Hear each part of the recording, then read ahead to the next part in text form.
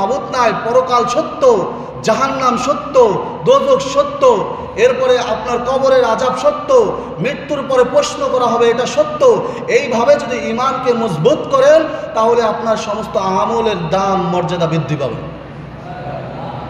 আর যদি আপনার দিলে অন্তরে সন্দেহ থাকে যে আল্লাহ বলতে মনে হয় কোনো জিনিস নাই, নাউজুবিল্লাহ বলেন, এমন অনেক নাস্তিক আছে না, আল্লাহকে নিয়ে প্রশ্ন করে, আল্লাহকে নিয়ে ভাবে, অথচ আল্লাহ তাআলা বলছে খবরদার আমাকে নিয়ে ভেবো না, আমি যা সৃষ্টি করেছি আমার সৃষ্টি নিয়ে ভাবো, তোমরা আমার সৃষ্টির ভিতরে আমাকে খুঁজে পাবো। জোরে বলুন সুবহানাল্লাহ। আল্লাহর সৃষ্টি নিয়ে ভাবলে আল্লাহর প্রতি ঈমান মজবুত হয়, আল্লাহর প্রতি বিশ্বাস আসে। এই জন্য সম্মানিত হাজিরিন, যেটা বলতেছিলাম যে কি করতে হবে, আমাদের ঈমানকে কি করতে হবে, মজবুত করতে হবে। এভাবে বিশ্বাস যদি রাখতে পারি তাহলে আমাদের কি হবে, আমলের দাম আছে। আর যদি এভাবে সন্দেহ থাকে